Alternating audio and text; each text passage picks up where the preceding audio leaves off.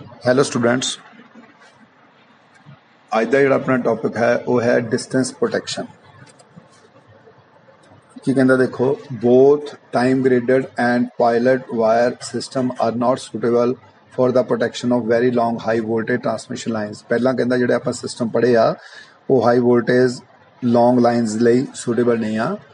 ਦਾ ਕਹਿੰਦਾ former gives an unduly long time delay in fault clearance at the generating station, and when there are more than 4 or 5 sections and the pilot valve system becomes too extensive owing to the greater length of pilot wire required। ਕਹਿੰਦਾ ਕਿ ਜਿਹੜਾ ਪਹਿਲਾ system ਦੇ ਵਿੱਚ ਤੁਸੀਂ ਦੇਖਿਆ ਹੋਊਗਾ ਕਿ ਆਪਾਂ ਟਾਈਮਿੰਗ ਜਿਹੜੀ ਆ ਉਸ ਹਿਸਾਬ ਨਾਲ ਸੈੱਟ ਕਰਦੇ ਹਾਂ ਕਿ ਜਿਹੜੀ ਜਨਰੇਟਿੰਗ ਸਟੇਸ਼ਨ ਵਾਲੀ ਸਾਈਡ ਦਾ ਰਿਲੇ ਆ ਉਹਦੀ ਟਾਈਮਿੰਗ ਜ਼ਿਆਦਾ ਹੁੰਦੀ ਹੈਗੀ ਆ।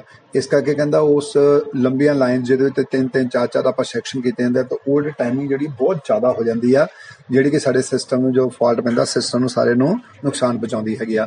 ਤਾਂ ਉਹਦੇ ਨਾਲ ਹੀ ਜਿੱਦਾਂ ਆਪਾਂ ਪਹਿਲਾਂ ਤੁਹਾਨੂੰ ਦੱਸਿਆ ਪਾਇਲਟ ਵਾਇਰਸ ਜਿਹੜੀਆਂ ਰਿਲੇਜ਼ ਨੂੰ ਯਾਰਡ ਦੇ ਵਿੱਚੋਂ ਸਪਲਾਈ ਲੈ ਕੇ ਉਹਨੇ ਰਿਲੇਜ਼ ਤੱਕ ਦੀ ਜਿਹੜੇ ਵਾਇਰਸ ਯੂਜ਼ ਕਰਦੇ ਆ ਬਹੁਤ ਲੈਂਥੀ ਹੋ ਜਾਂਦੀਆਂ, ਕਿਉਂਕਿ ਆਪਾਂ ਸੈਕਸ਼ਨ ਜ਼ਿਆਦਾ ਕੀਤੇ ਹੋਏ ਆ, ਲਾਈਨਸ ਜ਼ਿਆਦਾ ਹੁੰਦੀਆਂ, ਇਸ ਕਰਕੇ ਉਹ ਕਹਿੰਦਾ ਐਕਸਟੈਂਸਿਵ ਹੋ ਜਾਂਦਾ, ਮਤਲਬ ਕਾਸਟਲੀ ਪੈਂਦਾ ਹੈਗਾ ਸਿਸਟਮ ਜਿਹੜਾ ਪਹਿਲਾਂ ਆਪਾਂ ਯੂਜ਼ ਕੀਤਾ ਆ। ਫਿਰ ਆਪਾਂ ਕੀ ਕਰਦੇ ਹਾਂ, ਕਹਿੰਦਾ this has led to development of distance protection in which the action of relay depends upon the distance or impedance between the point where the relay is installed and the point of fault। ਹੁਣ ਕਹਿੰਦਾ ਆਪਾਂ ਕੀ ਕਰਦੇ ਹਾਂ, ਉਹ ਸਾਰੇ system ਨੂੰ ਆਪਾਂ ਜਿਹੜੀਆਂ ਟਰਾਂਸਮਿਸ਼ਨ ਲਾਈਨਸ ਖਾਸ ਤੌਰ 'ਤੇ ਮਤਲਬ ਟਰਾਂਸਮਿਸ਼ਨ ਲਾਈਨਸ ਦੀ ਗੱਲ ਕਰਦੇ ਹਾਂ, ਉੱਥੇ ਆਪਾਂ ਜਿਹੜਾ ਇਹ ਸਿਸਟਮ ਆ ਕਿਹੜਾ ਯੂਜ਼ ਕਰਦੇ ਹਾਂ, ਡਿਸਟੈਂਸ ਪ੍ਰੋਟੈਕਸ਼ਨ ਸਿਸਟਮ। ਇਹਦੇ ਵਿੱਚ ਕੀ ਕਰਦੇ ਹਾਂ, ਕਹਿੰਦਾ ਜਿਹੜਾ ਰਿਲੇ ਐਕਸ਼ਨ ਉਹ ਕਿੱਥੇ ਡਿਪੈਂਡ ਕਰਦਾ, depends upon the distance or impedance between point where the relay is installed at the point of fault. ਮਤਲਬ ਜਿੱਥੇ ਰਿਲੇ ਲੱਗੀ ਆ ਤੇ ਜਿੱਥੇ ਫਾਲਟ ਪਿਆ, ਜਿੱਦਾਂ ਆਪਾਂ ਅੱਗੇ ਪੜ੍ਹਿਆ ਹੋਇਆ ਡਿਸਟੈਂਸ ਰਿਲੇ ਦੇ ਵਿੱਚ ਕਿ ਜਿੱਥੇ ਰਿਲੇ ਲੱਗੀ ਆ ਤੇ ਜਿੱਥੋਂ ਫਾਲਟ ਪਿਆ ਹੈਗਾ ਉਹਦੇ ਇਨ ਬਿਟਵੀਨ ਜਿਹੜਾ ਇੰਪੀਡੈਂਸ ਆ ਉਹਦੇ ਤੇ ਡਿਪੈਂਡ ਕਰਦੀ ਇਹ ਰਿਲੇ ਦਾ ਆਪਰੇਸ਼ਨ। ਕਹਿੰਦਾ this system provide incrimination between protection without employing pilot wires. ਹੁਣ ਇਹਦੇ ਵਿੱਚ ਸਾਨੂੰ ਪਾਇਲਟ ਵਾਇਸ ਦੀ ਜ਼ਰੂਰਤ ਹੀ ਨਹੀਂ ਆ, ਰੇ ਲੱਗੀ ਆ ਲਾਈਨ ਦੇ ਵਿੱਚ ਲਾਈ ਹੋਈ, ਆਪਾਂ ਸਿੱਧੀ ਰਿਲੇ ਦੀ ਸਪਲਾਈ ਲਾਈਨ ਤੋਂ ਜੋ ਸਿਟੀ ਆ ਉਹਦੀ ਸਪਲਾਈ ਰਿਲੇ ਨੂੰ ਦਿੱਤੀ ਆ। ਪਾਇਲਟ ਵਾਇਸ ਦੀ ਬਹੁਤ ਘੱਟ ਜ਼ਰੂਰਤ ਪੈਂਦੀ ਆ ਕਿਉਂਕਿ ਆਪਾਂ ਉਸ ਲਾਈਨ ਦੇ ਇੰਪੀਡੈਂਸ ਦਾ ਹੀ ਐਕਸ਼ਨ ਜਿਹੜਾ ਉਸ ਰਿਲੇ ਤੇ ਹੋ ਜਾਣਾ ਹੈਗਾ ਆ। ਇਸ ਤਰ੍ਹਾਂ ਇਹ ਜਿਹੜੀ ਆ ਕਰਦੀ ਆ। ਹੁਣ ਕਹਿੰਦਾ ਦਾ ਪ੍ਰਿੰਸੀਪਲ ਐਂਡ ਆਪਰੇਸ਼ਨ, ਇਹ ਆਪਾਂ ਸਾਰਾ ਪਹਿਲਾਂ ਡਿਸਕਸ ਕਰ ਚੁੱਕੇ ਹਾਂ, ਪੜ੍ਹ ਚੁੱਕੇ ਹਾਂ, ਫਿਰ ਵੀ ਚਲੋ ਆਪਾਂ ਇੱਕ ਵਾਰੀ ਡਿਸਕਸ ਕਰਦੇ ਹਾਂ। ਕਹਿੰਦਾ the principle and operation of distance protection relay have already been discussed here. ਪਹਿਲਾਂ ਹੀ ਆਪਾਂ ਕਹਿੰਦਾ ਡਿਸਕਸ ਕਰ ਚੁੱਕੇ ਹਾਂ। We shall now consider its application for the protection of transmission line। ਆਪਾਂ ਸਿਰ ਐਪਲੀਕੇਸ਼ਨ ਡਿਸਕਸ ਕਰਨੀ ਆ। Figure show simple system consisting of lines in series such that power can flow only from left to right. ਕਹਿੰਦਾ ਅੱਗੇ diagram ਮੈਂ ਤੁਹਾਨੂੰ ਦਿਖਾਵਾਂਗਾ। ਕਹਿੰਦਾ ਕਿ ਉਹਦੇ ਵਿੱਚ ਕਹਿੰਦਾ ਜਿਹੜੀ ਪਾਵਰ ਅਸਰ ਲੈਫਟ ਟੂ ਰਾਈਟ ਹੀ ਫਲੋ ਕਰ ਸਕਦੀ ਹੈ। ਇਸ ਦਾ ਆਪਾਂ ਇਹ ਸਿਸਟਮ ਟਰਾਂਸਮਿਸ਼ਨ ਲਾਈਨ ਬਣਾਈ ਹੋਈ ਆ। ਕਹਿੰਦਾ the relays at A, B, C are set to operate for impedance less than Z1, Z2, Z3 respectively. ਕਹਿੰਦਾ ਤਿੰਨ ਸੈਕਸ਼ਨ ਬਣੇ ਆ ਜਿਹੜੇ ਉਹਦੇ ਵਿੱਚ 3 ਰਿਲੇਜ਼ ਲੱਗੀਆਂ A, B, C, ਤਾਂ ਉਹਨਾਂ ਨੂੰ ਆਪਾਂ ਇਸ ਹਿਸਾਬ ਨਾਲ ਉਹਦੀ ਸੈਟਿੰਗ ਕੀਤੀ ਹੈ ਕਿ ਉਹਦਾ ਇੰਪੀਡੈਂਸ ਜਦੋਂ Z1, Z2, Z3 ਨਾਲ ਘੱਟ ਜਾਏਗਾ ਤਾਂ ਉਦੋਂ ਇਹ ਰਿਲੇ ਜਿਹੜੀਆਂ ਆ ਟ੍ਰਿਪ ਕਰਨਗੀਆਂ। Suppose a fault occurs between substation B and C, the fault impedance at power station and substation A, B will be Z1 plus Z and Z respectively। ਕਹਿੰਦਾ ਹੁਣ ਕਹਿੰਦਾ ਅਗਰ ਅੱਗੇ ਜਾ ਕੇ ਆਪਾਂ ਫਿਰ ਦੇਖਦੇ ਹਾਂ ਡਾਇਗਰਾਮ ਦੇ ਵਿੱਚ, ਪਰ ਇੱਥੇ ਤੁਸੀਂ ਪੜ੍ਹੋ। ਸਪੋਜ਼ ਇਹ ਕਹਿੰਦਾ ਫਾਲਟ ਅਕਰਸ ਬਿਟਵੀਨ ਸਬਸਟੇਸ਼ਨ B ਤੇ C ਦੇ ਵਿੱਚ ਕਹਿੰਦਾ ਕੋਈ ਫਾਲਟ ਪੈ ਰਿਹਾ, ਅੱਗੇ ਦੇਖਦੇ ਹਾਂ। The fault impedance at power station and substation A and B। ਹੁਣ ਕੀ ਹੋ ਜਾਊਗਾ, A ਤੇ ਕਹਿੰਦਾ ਜਿਹੜਾ ਆ ਉਹ ਇੰਪੀਡੈਂਸ ਹੋ ਜਾਊਗਾ Z1 ਪਲੱਸ Z, ਤੇ ਦੂਜੇ ਪਾਸੇ ਜਿਹੜਾ C ਦੇ ਵਿੱਚ ਹੋ ਜਾਊਗਾ ਉਹ ਹੋ ਜਾਊਗਾ Z। If it is clear that for the portion showing only relay at B will operate। Similarly, if the fault occurs within section AB, then only relay A will operate। In this manner, instance protection can be obtained from all conditions of operation। ਦੇਖੋ ਹੁਣ diagram ਦੇ ਵਿੱਚ simple ਜਿਹਾ ਇੱਕ protection system ਦਿੱਤਾ ਹੋਇਆ। ਉਹਦੇ ਵਿੱਚ ਇੱਕ ਪਾਵਰ ਸਟੇਸ਼ਨ ਆ, 2 ਸਬ ਸਟੇਸ਼ਨਸ ਨੇ। Power station the relay A ਆ, ਸਬ ਸਟੇਸ਼ਨ ਦੀ ਰਿਲੇ B ਲੱਗੀ ਆ, ਅਗਲੇ ਸਬ ਪੁਆਇੰਟ ਤੇ ਸਬ ਸਟੇਸ਼ਨ ਦੇ C ਰਿਲੇ ਲੱਗੀ ਹੈ। ਇੰਪੀਡੈਂਸ ਰਿਲੇਸ ਨੇ ਇਹ, ਜਾਂ ਡਿਸਟੈਂਸ ਰਿਲੇ ਇਹਨਾਂ ਨੂੰ ਕਹਿ ਦਿੰਦੇ ਆ।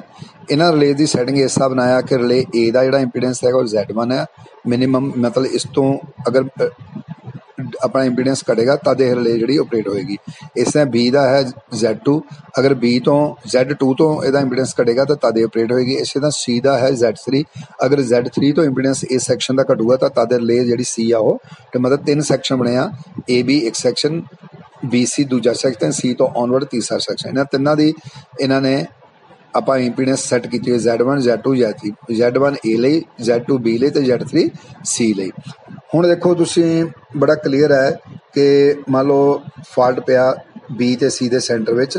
ਹੁਣ ਫਾਲਟ ਟੂ B ਤੱਕ ਦਾ ਜਿਹੜਾ ਇੰਪੀਡੈਂਸ ਹੈ ਉਹ ਹੈ Z, ਮਤਲਬ ਫਾਲਟ ਪੁਆਇੰਟ ਤੋਂ B ਤੱਕ ਦਾ ਇੰਪੀਡੈਂਸ ਹੈ Z। ਹੁਣ ਜੇ ਤੁਸੀਂ ਧਿਆਨ ਨਾਲ ਦੇਖੋ, ਅਗਰ ਫਾਲਟ ਪੁਆਇੰਟ ਤੋਂ ਏ ਦਾ ਇੰਪੀਡੈਂਸ ਅਗਰ ਆਪਾਂ ਚੈੱਕ ਕਰੀਏ, ਫਾਲਟ ਪੁਆਇੰਟ ਤੋਂ ਏ ਦਾ, ਕਿਉਂਕਿ ਕਰੰਟ ਦਾ ਡਾਇਰੈਕਸ਼ਨ ਜਿਹੜੀ ਆਪਾਂ ਪਹਿਲਾਂ ਦੱਸਿਆ ਉਹ from power station to substation ਹੈਗੀ ਆ, ਇੱਕ ਡਾਇਰੈਕਸ਼ਨ ਤੋਂ ਜਾ ਰਿਹਾ, ਸਪਲਾਈ ਜਾ ਰਹੀ ਆ। ਹੁਣ ਅਗਰ ਆਪਾਂ ਧਿਆਨ ਨਾਲ ਦੇਖੀਏ, ਫਾਲਟ ਤੋਂ ਲੈ ਕੇ ਏ ਤੱਕ ਦਾ ਜਿਹੜਾ ਉਹ ਹੈ ਬਣਦਾ Z1 ਪਲੱਸ Z, ਕਿਉਂਕਿ ਫਾਲਟ ਦਾ ਇੰਪੀਡੈਂਸ ਪਲੱਸ Z1 ਉਹਦਾ ਆਪਣਾ ਇੰਪੀਡੈਂਸ। ਇਸ ਕਰਕੇ ਇਸ ਸੈਕਸ਼ਨ ਦਾ ਇੰਪੀਡੈਂਸ ਜਿਹੜਾ ਹੈ ਉਹ ए रिले नाल ज़्यादा है Z1 प्लस Z, इस करके रिले ए नहीं ऑपरेट करेगी। हुण अगर आप बी नूं कंसिडर करिए तो बी का एक्चुअल च इंपीडेंस कितना Z2, ये रिले उदों ऑपरेट करेगी जदों इहदा इंपीडेंस जिहड़ा Z2 ना घट जाएगा। हुण तुसीं उपरों देखो ध्यान नाल कि उस पार्टिकुलर सैक्शन Z2 है B तो लैके C तक का, B तो लैके C तक का इंपीडेंस Z2, पर हुण इंपीडेंस कितना रह गया सिर्फ Z।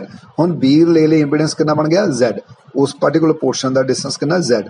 हुण Z is less than Z2, Z2 नालों Z जिहड़ा घट है, इस करके B रिले जिहड़ी आ वो ऑपरेट कर जाएगी। इस करके देखो बड़े सिंपल जे तरीके ने इंस्टेंट रिलेज ने जदों ही इंपीडेंस ਉਹਦੇ ऑपरेटिंग सिस्टम ਦੇ जो ਆਪਾਂ ਸੈਟਿੰਗਸ ਕੀਤੀਆਂ ਉਹਦੇ ਨਾਲੋਂ ਉਹਦਾ ਇੰਪੀਡੈਂਸ ਘਟੇਗਾ, ਇਮੀਡੀਏਟਲੀ ਉਸ ਸੈਕਸ਼ਨ ਦੀ ਰਿਲੇ ਜਿਹੜੀ ਆ ਉਹ ट्रिप कर जाएगी। इस तरह ये देखो डायग्राम क्लीयर तुहानूं दिखाया गया है। मान लेने आप सपोज करो, चलो जे फाल्ट जो C तो ऑनवर्ड पैंदा है, मान लो तो यही Z जो उपरला Z है C तो ऑनवर्ड उस फाल्ट तक चल जाएगा। हुण C हुण B का B तक का सॉरी फाल्ट तो लैके B तक का हुण डिस्टेंस कितना बन जाएगा, B का एक्चुअल कितना Z2 ते अगे कितना सी Z। हुण Z प्लस Z2 B का ज़्यादा हो गया, हुण ए का कितना होगा Z1 plus Z2 plus Z जिहड़ा फाल्ट पॉइंट का, इस करके ए भी इंपीडेंस ज़्यादा।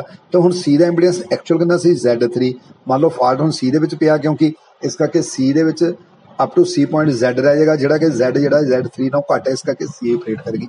इस तरह ये डिस्टेंस प्रोटेक्शन जिहड़ी है काम करती है। सिंपल वे अपना तुहानूं ਤੁਹਾਡੇ ਸਿਲੇਬਸ ਦੇ ਮੁਤਾਬਕ ਦੱਸਿਆ ਕਿ ਈਜ਼ੀਲੀ ਵੇ ਦੇ ਵਿੱਚ ਸਮਝਾਉਣ ਦੀ ਕੋਸ਼ਿਸ਼ ਕੀਤੀ ਗਈ ਆ ਕਿ ਇੰਪੀਡੈਂਸ ਰਿਲੇ ਜਿਹੜੀ ਆ ਕਿੱਦਾਂ ਵਰਕ ਕਰਦੀ ਹੈਗੀ ਆ।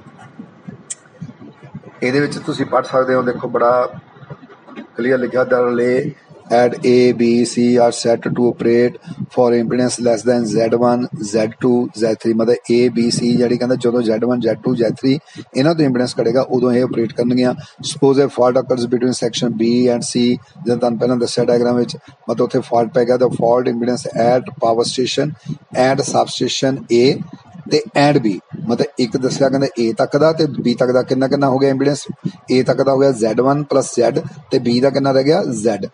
It is clear that for the portion shown only relay at B will operate. Similarly, if the fault occurs within the section AB, मतलब AB ਦੇ ਵਿੱਚ ਅਗਰ ਸੈਕਸ਼ਨ ਪੈਂਦਾ then only relay will operate, मतलब ਜਿਹੜੇ ਸੈਕਸ਼ਨ ਦੇ ਵਿੱਚ fault ਪਏਗਾ ਤਾਂ ਨੈਚੁਰਲ ਉਸ ਸੈਕਸ਼ਨ ਦਾ ਇੰਪੀਡੈਂਸ ਘਟ ਜਾਏਗਾ ਤਾਂ ਉਹੀ ਰਿਲੇ ਜਿਹੜੀ ਆ ਉਹ ਆਪਰੇਟ ਕਰੇਗੀ। ਇਸ ਤਰ੍ਹਾਂ ਇਹ ਇਹਦੀ ਵਰਕਿੰਗ ਹੈਗੀ ਆ ਡਿਸਟੈਂਸ ਰਿਲੇ ਦੀ।